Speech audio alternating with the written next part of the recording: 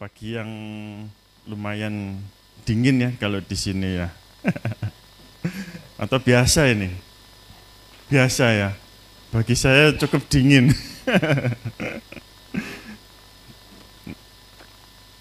Tetapi ketika kembali ke kehidupan dunia itu panasnya mulai terasa ya. Panas dunia itu mulai terasa menyengat gitu ya. Bukan terik matahari, tapi karena keadaan dunia ini yang membuat terik gitu ya. Nah, kita buka dalam Ibrani 11 ayat 1. Firman Tuhan dikatakan demikian. Iman adalah dasar dari segala sesuatu yang kita harapkan dan bukti dari segala sesuatu yang tidak kita lihat. Tadi kita sudah bernyanyi, ratakan tanah yang berlubang, ratakan tanah yang bergelombang, timbunlah tanah yang berlubang, menjadi siap dibangun di atas dasar iman. Nah, ya bukan suatu kebetulan, tadi saya bisa menangkap gitu ya. Nah, jadi iman itu adalah sebuah dasar. Dasar kehidupan umat percaya.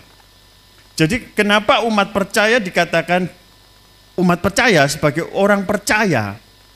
Itu karena mempunyai dasar yaitu iman.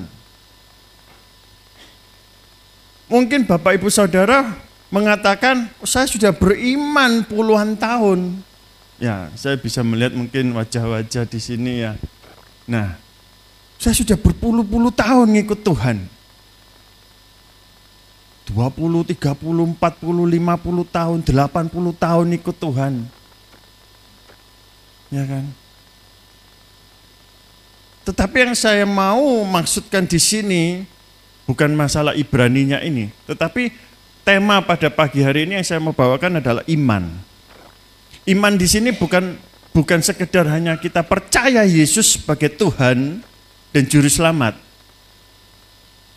Tetapi ketika iman itu di dalam pengenalan Tuhan kita sebagai Yesus sebagai Tuhan dan Juru Selamat, tetapi iman kita itu yang akan membawa kita di dalam kehidupan kita menghadapi teriknya dunia. Bukan teriknya matahari, tetapi teriknya dunia. Teriknya, panasnya kehidupan di luar.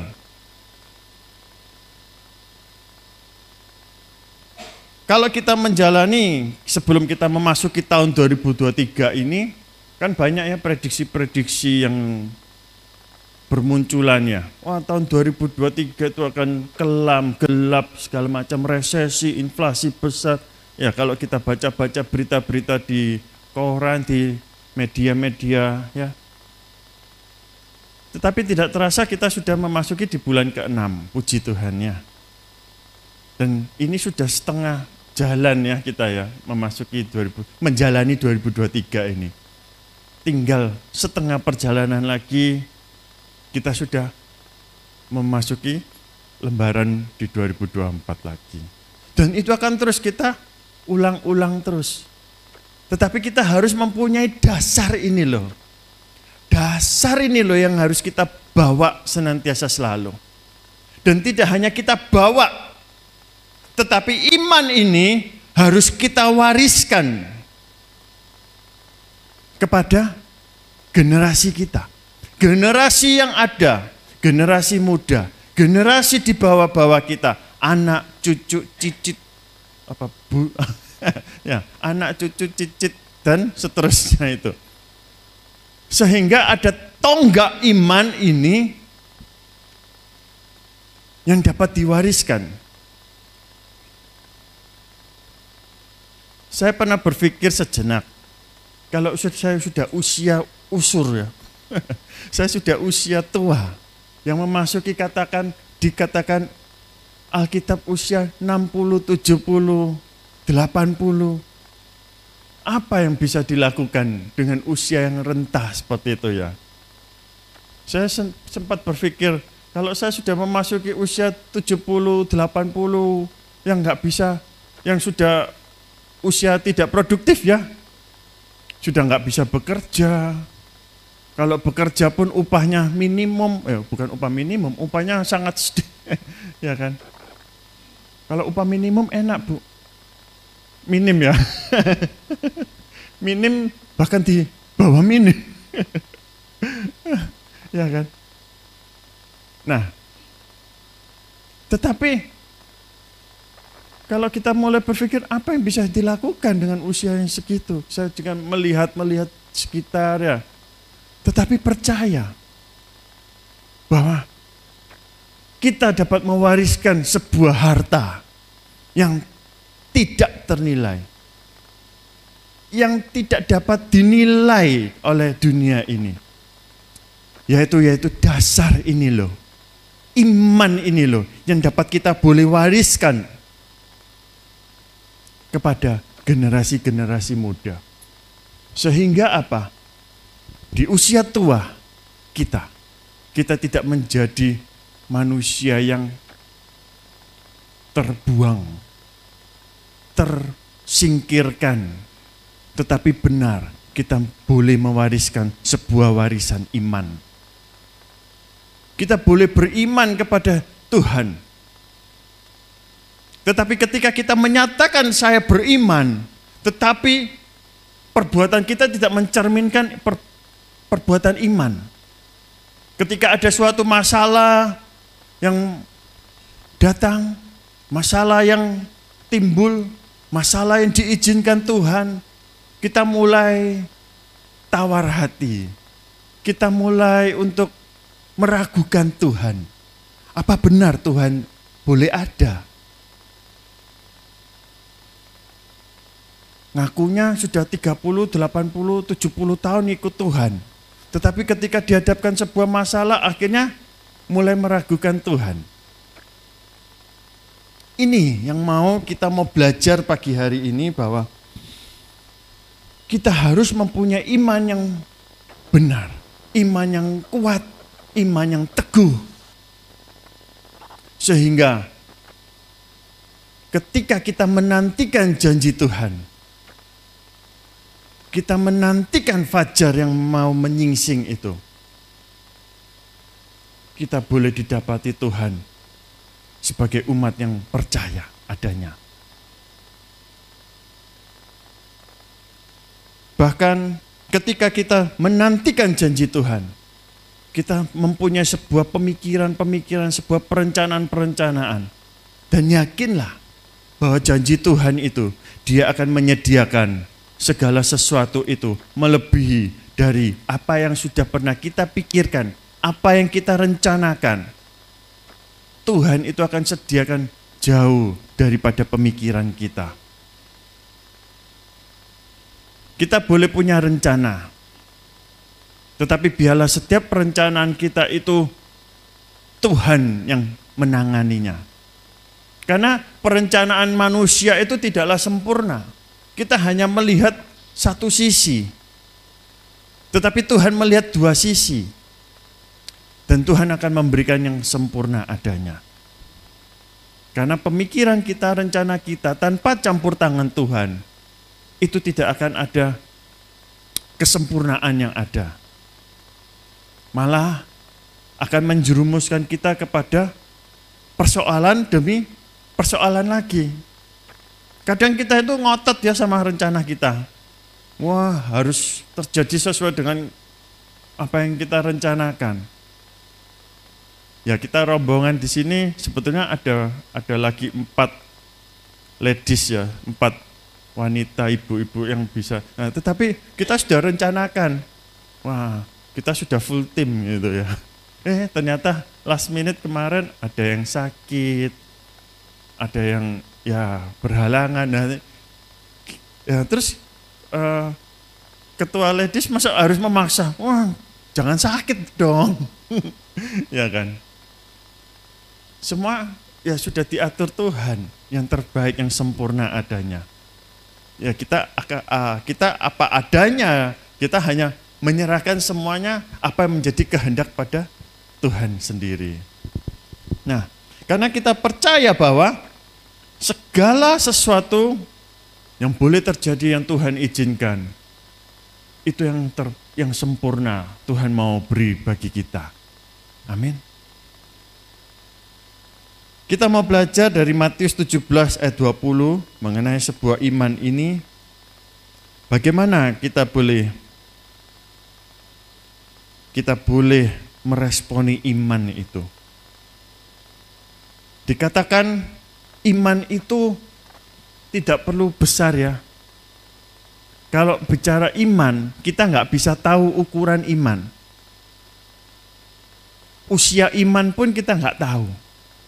Maka bersyukur Tuhan Yesus itu, Tuhan yang kita sembah mengatakan demikian ya. Ia berkata kepada mereka, karena kamu kurang percaya,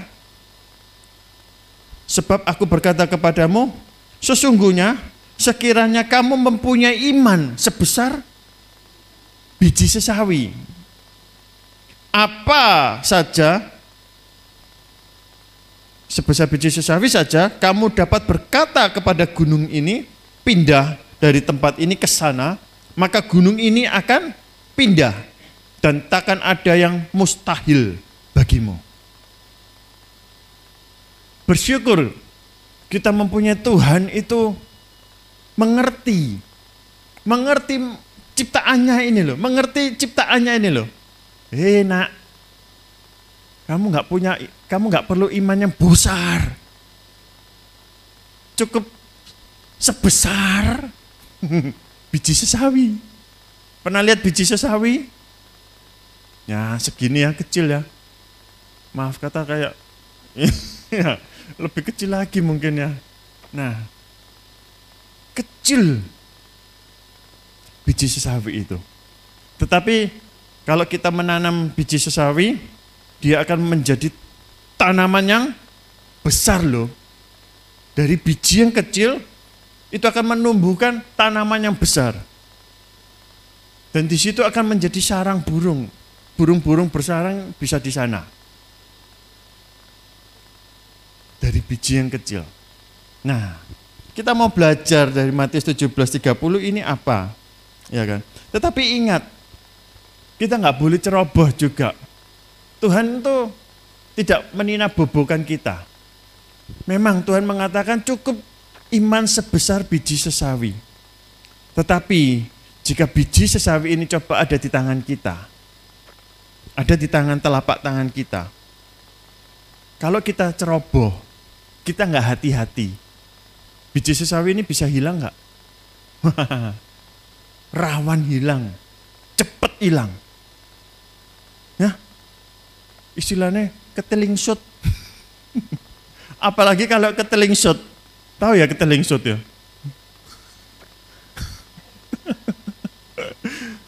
Apa bahasa Indonesia ketelingsut ini? Keselip, wah, ya kan? Biji sesawi yang kecil, satu biji loh ya, jangan satu kresek. Tuhan Yesus mengatakan sebesar biji sesawi, yang satu biji aja ya. Jangan yang satu kresek, satu biji aja taruh di telapak tangan. Kalau kita nggak hati-hati, kita ceroboh, ya hilang. Hilangnya mungkin kita jalan, hilangnya ketiup angin, ya hilangnya mungkin sama pergaulan. Kesenggol konco titik, wah tibong, ya kesenggol, klutuk, lalalala. Merosot. Nah, hati-hati, jangan terlena ya, jangan terlena. Tuhan Yesus hanya mengatakan sebesar biji sesawi, tetapi jangan sampai umat percayanya terlena, karena besarnya biji sesawi yang tidak bisa terlihat sepintas seperti bunga ini ya kan, bisa kelihatan sepintas, mimbar ini bisa kelihatan, keyboard piano juga bisa kelihatannya. Tapi biji sesawi yang kecil, hati-hati kalau enggak jaga. Begitu juga dengan iman Bapak Ibu Saudara. Yang kecil itu, jika tidak dijaga dengan hati-hati, jika tidak dipelihara dengan hati-hati, akan hilang oleh dunia. Makanya, iman itu yang sebagai dasar kehidupan umat percaya, itu harus benar-benar kita jaga. Oleh sebab itu, perlunya ini perkumpulan persekutuan orang benar. Di mana di sini kita boleh saling mengingatkan, saling menguatkan, saling mensupport, saling mendoakan. Dan dari atas mimbar inilah boleh dikabarkan kabar Injil, yaitu kekuatan Allah.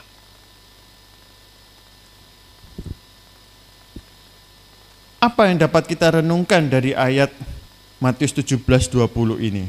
Ada 2 poin yang harus boleh kita belajar pada pagi hari ini, yaitu yang pertama jelas yang sudah saya katakan dari awal hingga sampai sekarang ini, bahwa apa? Kita harus punya iman, itu modalnya. Kalau nggak punya modal iman ini, nggak bisa melakukan yang kedua yang mau saya sampaikan. Modal yang pertama apa? Iman. Pasti. Karena itu adalah dasar. Imannya seberapa? Gak perlu besar ya. Karena kita gak tahu iman kita mau seberapa besarnya. Tetapi hanya sebesar biji sesawi saja. Itu mempunyai dampak dalam kehidupan Bapak, Ibu, Saudara. Yang kedua, setelah kita mempunyai iman, yang harus kita lakukan yaitu apa? Apa kira-kira? Iman sama percaya, ya beti-beti, beda tipis. Yang kedua yang harus kita lakukan, ngomong sama gunung. Yang harus dilakukan adalah ngomong. Apa yang kedua? Ngomong. Berkata. Harus dilakukan. Iman tanpa perbuatan hakikatnya mati. Yang harus kita lakukan ketika kita sudah mempunyai modal iman, yang harus kita lakukan kedua yaitu kita mulai berkata. Tuhan Yesus dalam pencobaan di padang gurun, apa yang dia lakukan? Ada tertulis berkata, ya, Tuhan Yesus melawan godaan iblis 40 hari berpuasa. Tuhan Yesus cuma ngomong, ada tertulis. Yang diomongkan apa? Firman. Yang diomongkan adalah firman. Begitu juga dengan kita. Matius 17 dikatakan, ngomong sama gunung. Hei gunung, pindah. Pindah. Tapi harus punya modal, apa? Iman. Jangan ngomong, gunung, pindah. Iso ta, gendeng. Ngomong sama gunung, ngomong pindah. Bukan iman. Iman tadi dikatakan Ibrani 11 apa? Dasar. Apa dan bukti dari apa yang tidak kita lihat. Hei gunung pindah, gak lihat gunung pindah. Tapi yang terjadi di Israel, ada satu gunung yang boleh pindah. Ya, itu benar pindah itu. Begitu juga dengan kita. Ketika kita menghadapi sebuah persoalan, sakit penyakit, katakan, hei penyakit, engkau pindah. Ojo ngomong pindah ke temen. Ya, jangan ngomong, hei penyakit, pindah kau ke temanku. Wah, jangan. Ya. Pindah kau ke tetanggaku. Waduh. Ya. Hei penyakit, engkau sudah lenyap. Iso ta? Dokter lu ngomong aku menewis mati. Waduh. Jetas dia omong berdoa, hei penyakit, tengking kau. Dalam hati, iso ta empret. Ya. Wah, angel wis ya. Katakan, hai masalah-masalah. Engkau sudah enggak berkuasa. Engkau sudah dilenyapkan. Ya. Dalam nama Yesus. Aku percaya Tuhan akan memenuhi segala kebutuhanku menurut kekayaannya. Ya. Aku akan menjadi kepala, bukan? Nah, mau jadi kepala, mau naik terus. Nah, perkatakan iman, dan Tuhan akan membuat kita akan terus naik dan terus menjadi kepala. Perkatakan firman, sebab dari firmanlah jaminan hidup kita. Kita boleh hidup itu hanya oleh karena firman. Yang di dalamnya adalah kasih karunia Allah. Jadi yang pertama yang harus kita punya yaitu iman. Yang kedua harus kita perkatakan. Sehingga iman yang kecil sebesar biji sesawi itu akan mempunyai kuasa. Kuasa yang besar, kuasa yang tidak dipunyai oleh dunia ini.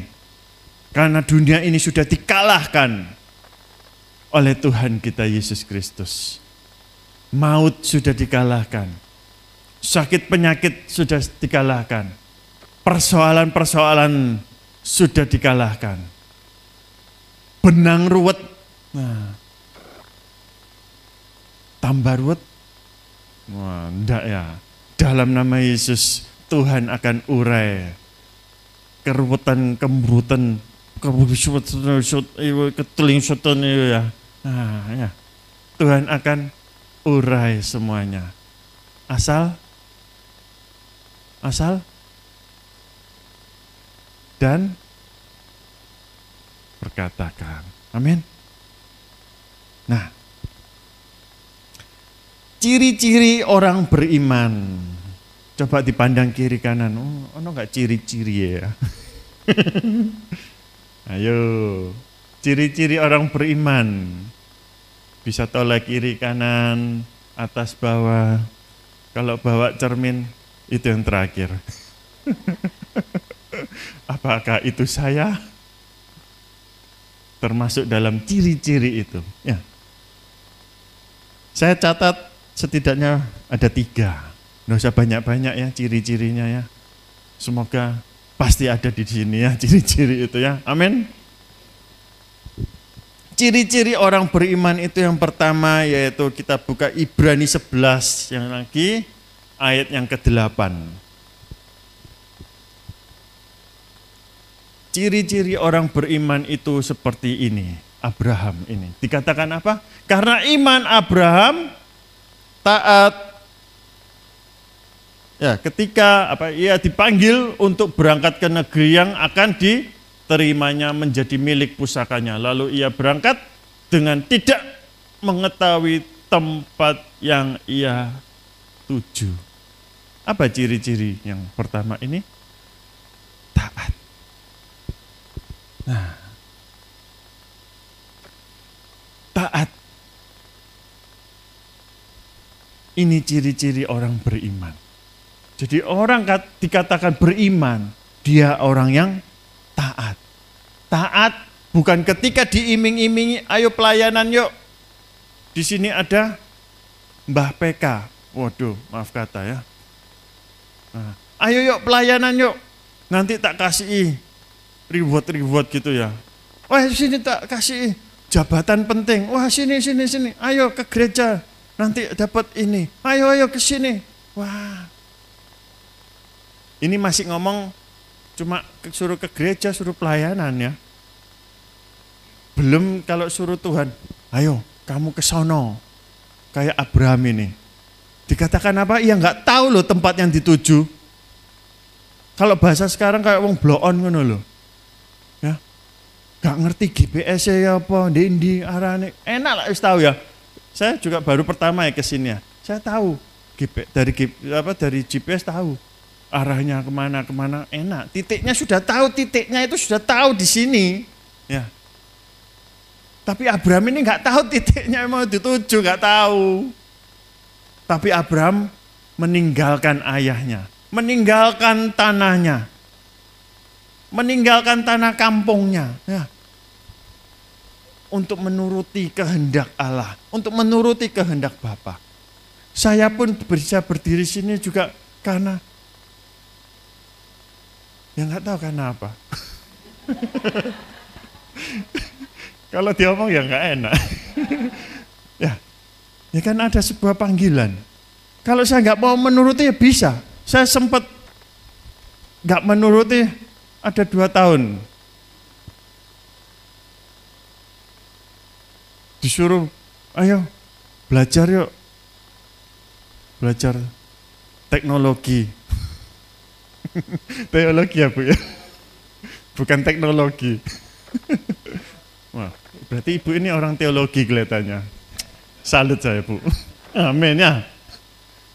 Bersyukur di Malang ini ada banyak STT ya, apalagi yang besar juga di sini, ya kan?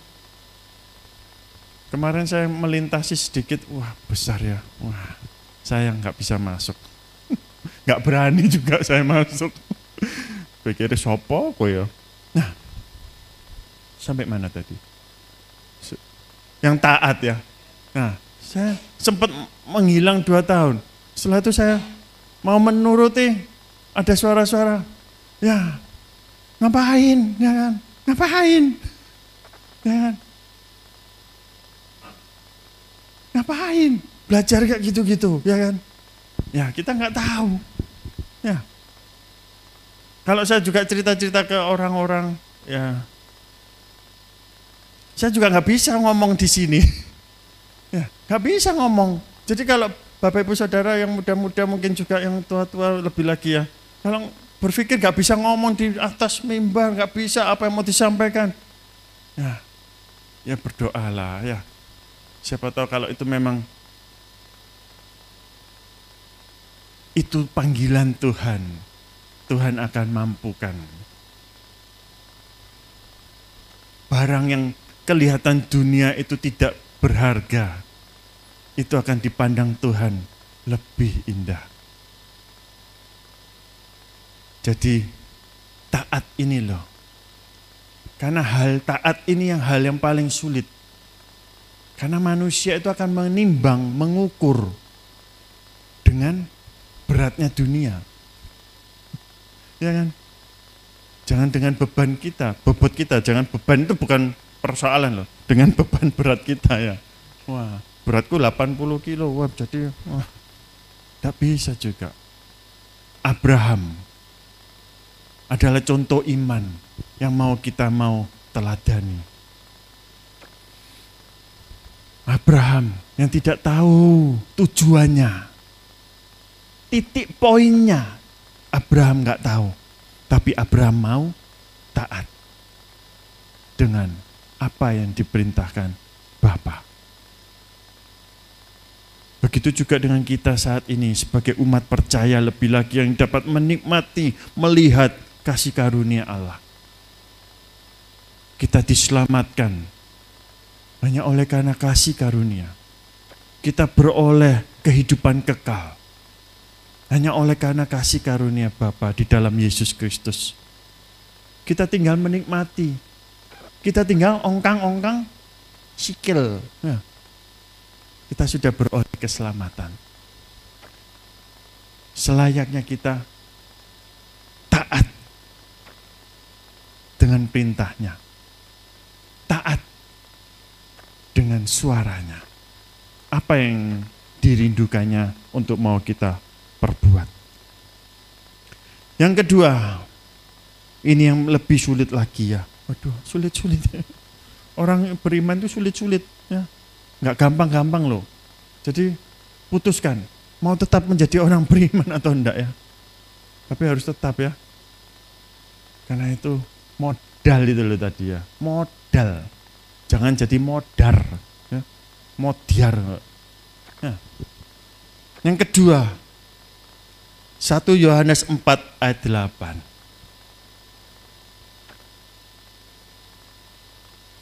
Ini adalah ciri-ciri orang yang beriman. 1 Yohanes 4 ayat 8. Barang siapa tidak mengasihi, ia tidak mengenal Allah. Sebab Allah adalah kasih. Lompat ke ayat 11. Ayat 16. Ayat 16. Kita telah mengenal dan telah percaya akan kasih Allah kepada kita.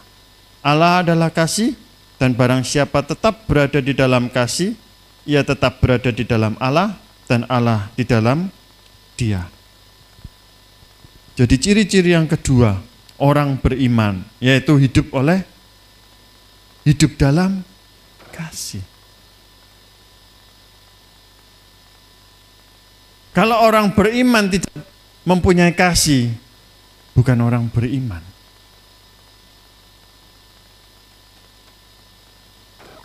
Orang beriman masih menyimpan dendam, bukan orang beriman. Walaupun dari mulutnya sendiri dia mengaku orang beriman, percaya Yesus, ya ngaku-ngaku usah karep-karepmu. Sebab dari perbuatanmu akan mencerminkan imanmu. Apa yang kau percayai, itu akan tercermin dari setiap perbuatanmu. Kalau engkau percaya Allah, Yesus, engkau akan mengasihi.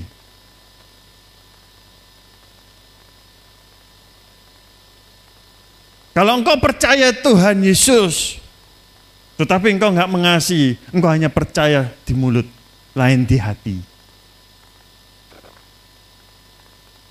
Manis di mulut, lain di hati.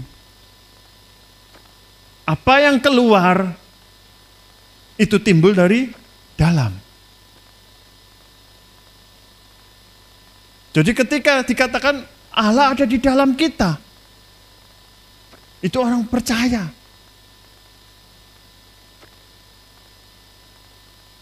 Jadi kalau kita melakukan sebuah perbuatan yang tidak mengasihi, itu bukan berasal dari Allah. Dan Allah tidak ada di dalam dia. Dan dia bukan orang percaya. Banyak sekarang ini mengaku orang percaya, itu gampang. Tapi lihat dari perbuatannya, apakah mencerminkan orang percaya. Tiap minggu ke gereja, tiap minggu menyanyi, menyembah. Di luaran tidak mencerminkan firman kebenaran. Bukan orang beriman. Saya tidak menghakimi, ya. Tetapi ini adalah firman. Kalau Allah itu ada di dalam kita, kita itu akan benar-benar akan melakukan apa yang menjadi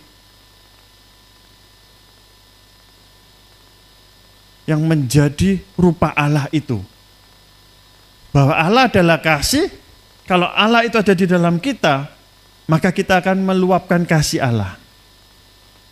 Ya.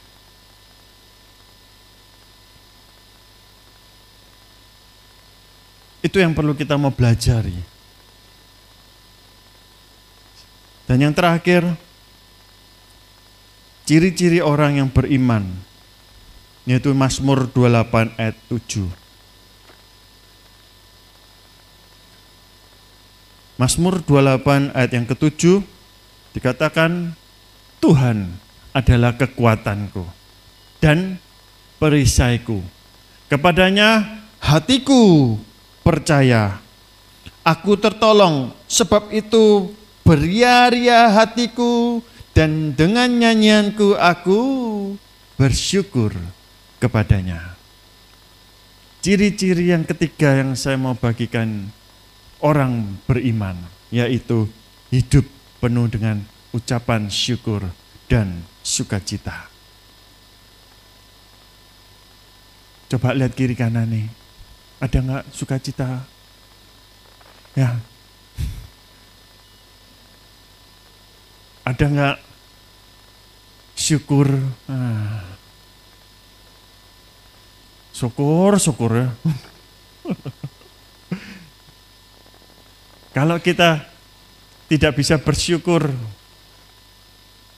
kita sukanya mengeluh aja. Kita sedih terus, meratapi terus. Kita juga bukan orang beriman. Iman itu adalah dasar. Kalau dasarnya ini kuat, maka bangunan yang boleh ada di atasnya itu akan kuat. Kena badai sekencang apapun, akan tetap kokoh berdiri. Makanya terus dilandasi oleh iman yang kuat. Sehingga ketika ada badai yang mengintimidasi ya, oh kamu sakit penyakit tok, oh, kon kakek utang, jarimu Tuhanmu kaya empret ta. Jarimu Tuhanmu sudah menanggung sakitmu, preketek ah. Wah iya bener omonganmu, wes gak Tuhan-Tuhanan. Jangan ya. Lawan orang yang ngomong gitu, bukan dihajar, bukan. Aku gak percaya kowe, aku tetap percaya Gustiku. Aku tetap percaya Tuhanku besar, Tuhanku yang akan tetap memelihara hidupku. Tetap harus diperkatakan. Jangan, iya, aku tak melok kowe. Jangan, lawan. Berkata, percaya. Jangan dihajar orang tadi itu ya. Jangan dipukuli, jangan. Apalagi kalau jangan dilaporkan yang berwajib juga, jangan, nggak perlu. Ya, cuma ngomong-ngomong tok. Lawannya dengan firman. Perkatakan firman. Tuhan yang akan buat acara. Dengan iman, kita buka ayat yang terakhir. Efesus 6 ayat 16. Karena dengan iman inilah dikatakan kita dapat mengalahkan si jahat. Dalam segala keadaan, dikatakan dalam segala keadaan, pergunakanlah perisai iman. Sebab dengan perisai itu kamu akan dapat memadamkan semua panah api dari si jahat. Iman itu adalah perisai, juga dikatakan oleh di dalam Efesus. Iman adalah perisai kita. Kalau seorang prajurit menggunakan perisai, tameng, perisai untuk menahan segala serangan musuh. Tetapi kalau kita baca di Efesus itu juga kita bisa melawan dengan pedang. Nah, ada itu perlengkapan persenjataan Allah ya. Ada baju syara, ketopong ya. Perisai untuk bertahan. Ya, perisai itu untuk bertahan. Bertahan dari serangan musuh. Ketika kita mampu untuk bertahan, kita nggak menjadi lemah. Kita sehingga bisa menyerang dengan pedang roh. Ya. Tetapi yang saya mau tekankan di sini adalah perisai iman. Itu pentingnya iman. Bukan sekedar iman percaya Yesus sebagai Tuhan dan Juru Selamat. Tetapi mempercayai, lebih mengenal lagi, lebih intim lagi, lebih dekat lagi. Yaitu percaya Tuhan akan menjagamu. Tuhan akan memeliharamu. Tuhan akan memulihkanmu. Tuhan akan menyembuhkanmu. Tuhan akan terus mengangkat, membawamu naik. Tuhan akan menjadikanmu kepala. Amin. Senantiasa kita beriman kepada Allah yang benar. Amin.